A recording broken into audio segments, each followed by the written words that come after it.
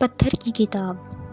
ایک پرانے جنگل کے بیچوں بیچ ایک گاؤں تھا جس کا نام گلزار وادی تھا۔ وہاں کے لوگ سادہ اور نیک دل تھے، لیکن ان میں ایک کہانی نسلوں سے چلی آ رہی تھی۔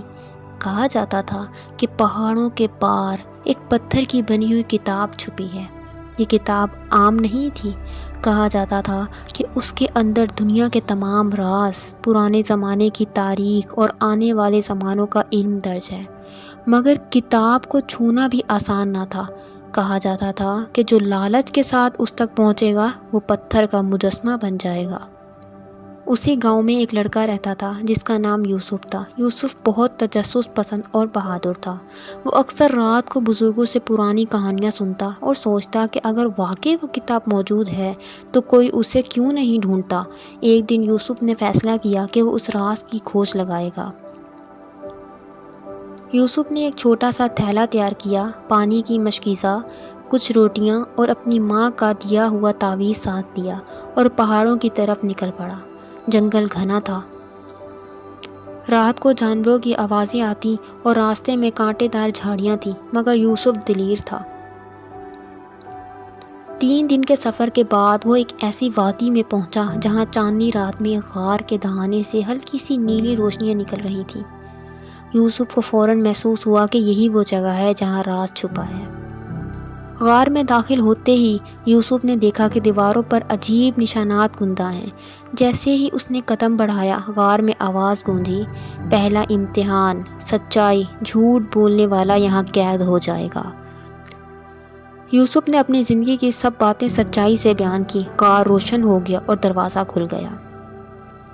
آگے ایک بڑا پتھریلا پل تھا جو ایک کھائی پر بنا ہوا تھا۔ پل کے نیچے آگ کے شعلے بھڑک رہے تھے۔ آواز آئی، دوسرا امتحان، بہادری، ڈرنے والا گر جائے گا۔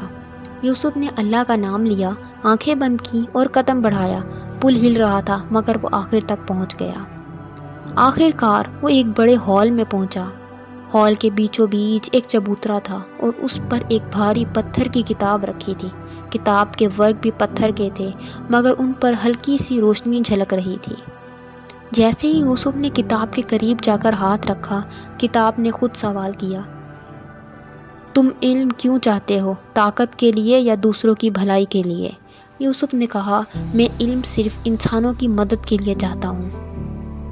یہ سنتے ہی کتاب کھل گئی۔ اس کے اندر حیرت انگیز باتیں درج تھیں، بیماریوں کے علاج کے نسخے، زمین کو زرخیز بنانے کے طریقے، آسمانوں اور ستاروں کے راز، پرانے بادشاہوں کی کہانیاں، آنے والے وقت کی جھلکیاں۔